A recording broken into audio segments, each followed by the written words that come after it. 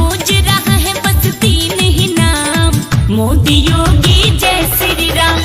गूंज रहा है तीन ही नाम, मोदी योगी जय श्री राम। बाढ़ की इस त्रासदी में सभी पीड़ितों के प्रति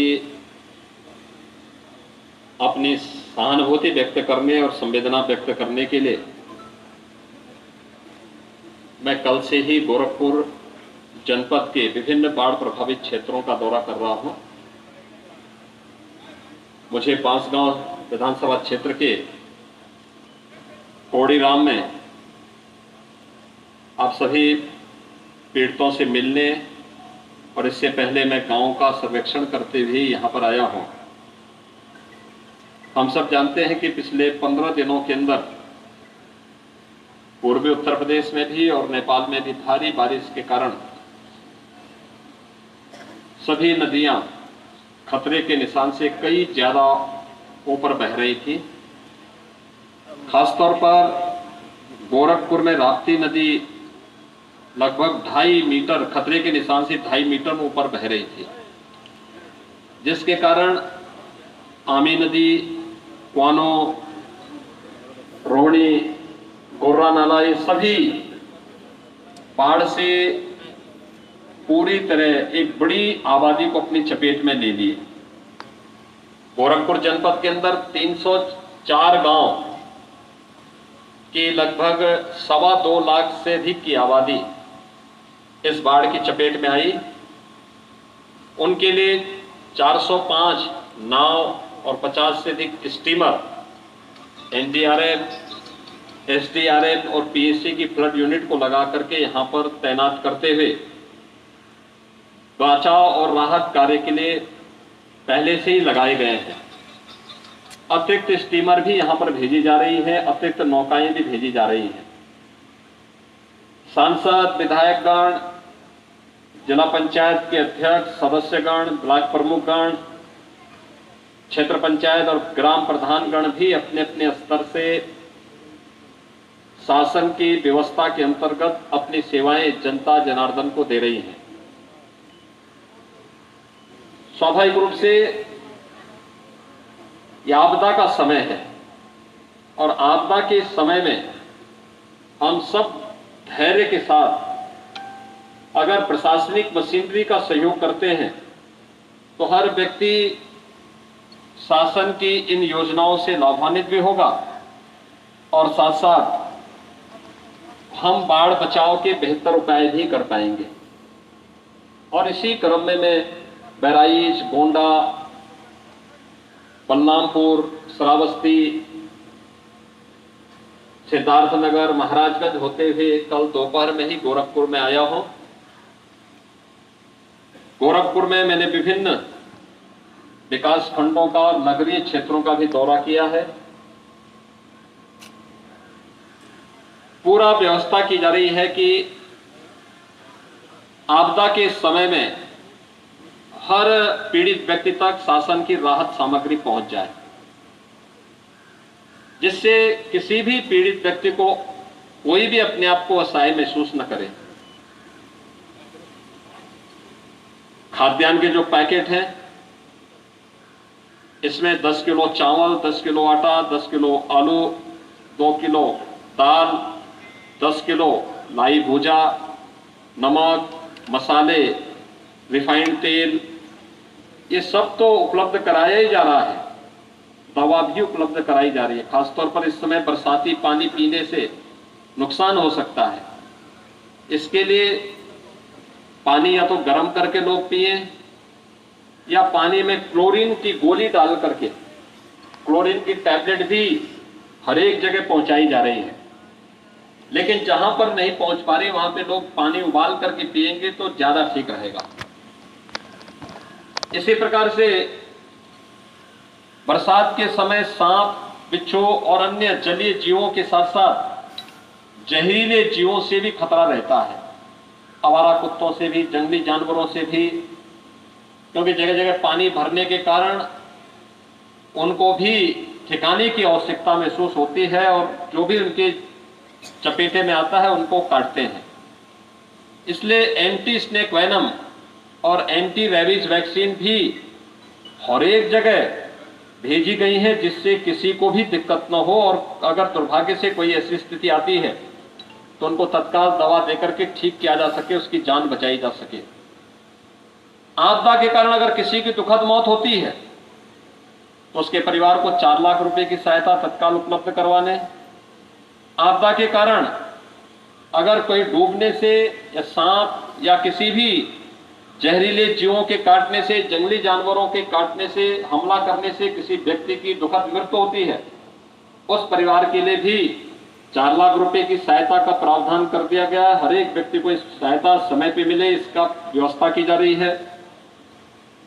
बाढ़ के कारण, भारी बारिश के कारण किसी का पक्का मकान टूट गया है, 95,000 रुपए की राशि उस परिवार को तत्काल उपलब्ध करवाया जा रहा है।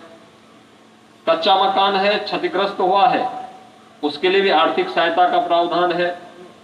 नदी की चपेट में आ गया है, बाढ़ के पानी की चपेट में आकर के मकान पूरी तरह नष्ट हो गया है, मुख्यमंत्री आवास योजना में उसे आवास उपलब्ध कराने के लिए भी प्रावधान कर दिया गया, जिससे कोई भी पीड़ित अपने आप को असहाय महसूस न करे।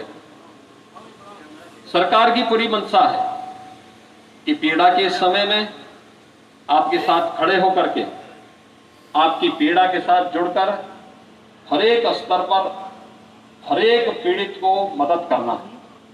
और इसीलिए सांसद जी भी, विधायक जी भी, जितने भी हमारे जनप्रतिनिधि हैं, सभी लोग प्रशासन के साथ मिलकर के युद्ध स्तर पर कार्य कर रहे हैं।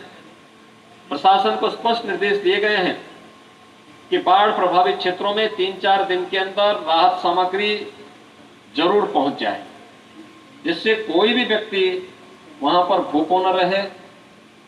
अगर किसी का मकान पूरी तरह नदी की चपेट में आ गया है तो उसे अलग जमीन का पट्टा दें, मुख्यमंत्री आवास योजना के अंतर्गत उसके लिए आवास स्वीकृत करें, बरसाती या उसके लिए कोई शरणालय की व्यवस्था करें। जो लोग घरों से बाहर आ चुके हैं उनके लिए भोजन पैकेट, सामुदायिक किचन के माध्यम से शुद्ध भोजन की व्यवस्था उनके लिए करने की तैयारी हो। ये सभी उपाय जनता जनार्दन की सेवा के लिए ही किए गए हैं। पशुओं के लिए चारे की व्यवस्था भी की जा रही है। जो भी संभव हो पाएगा ये कार्य यहाँ पर करने के प्रयास हुए हैं। बांसगांव विधानसभा क्षेत्र में यहाँ पर हम लोगों ने बाढ़ के पहले 16 करोड़ रुपए के बचाव के जो उपाय किए, उसके कारण बाढ़ में जिस प्रकार का पानी तेज आया था, 2.5 मीटर का मतलब कौड़ीराम तक पानी का आना, लेकिन खतरे के निशान के 2.5 मीटर ऊपर तक राप्ती नदी होने के बावजूद तटबंध सुरक्षित रहे और वहां पर जान माल की हानि को रोकने में मदद मिली।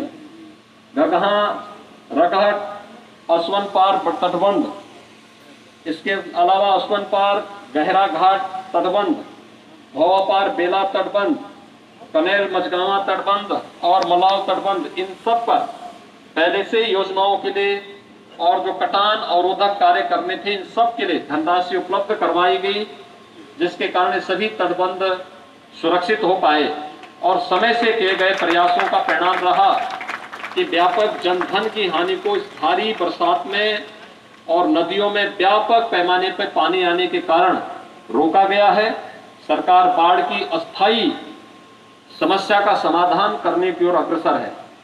इसके लिए नदियों को ड्रेजिंग करके चैनलाइज करना, नदियों की धारा जहां पर आबादी के नजदीक पहुंच चुकी है उसको डाइवर्ट करने की तैयारी करना, तटबंधों की पिचिंग का कार्य है, जहां पर आबादी को बचाने के लिए रिंग बांध बनाने की आवश्यकता पड़ेगी तो रिंग बांध आदि बनाने की व्यवस्था, ये सभी उपाय इसके साथ जोड़े गए हैं।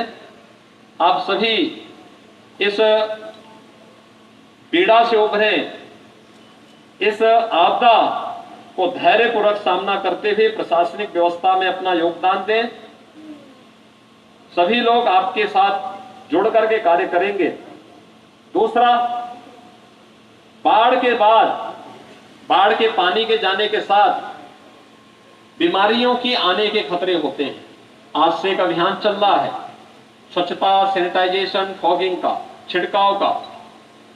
मेरी अपील होगी सभी जनप्रतिनिधियों से कि वे इस अभियान के साथ जुड़े।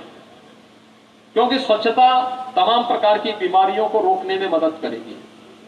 और उस अभियान के साथ अगर हम जुड़ जाते हैं तो डेंगू को, मलेरिया, मस्तिष्क ज्वर, कालाजार, चिकनगुनिया, इन सभी बीमारियों को हम रोकेंगे। शुद्ध पेयजल की आपूर्ति होगी, तमाम प्रकार की बीमारियां से हमें मदद मिलेगी, उसमें डायरिया, हैजा आदि से ही बचाव में मदद मिलेगी। इसलिए ये जो अभियान चल रहा है, इस अभियान को गांव से लेकर के हर एक स्तर पर, गांव हो, कस्बा हो, मोहल्ला हो, हर एक स्तर पर इस अभियान को चलाने की आवश्यकता है, जिससे हर व्यक्ति स्वस्थ और सुखी रहे। पर्व और त्योहार का आनंद तभी होगा जब स्वस्थ और सुखी हर व्यक्ति रहेगा। आज के इस अवसर पर मैं एक बार फिर से आप सबको आज की इस बाढ़ की आपदा के समय में अपनी संवेदना आप सबके प्रति व्यक्त करते हुए आश्वस्त करता हूं कि आप सभी लोग बाढ़ की इस त्रासदी से मुक्त होकर के अपने आगामी पर्व और त्योहारों को हर्षोल्लास के साथ, उमंग के साथ मना सकें। आप सबके प्रति मेरी शुभकामनाएं। धन्यवाद। जय हिंद।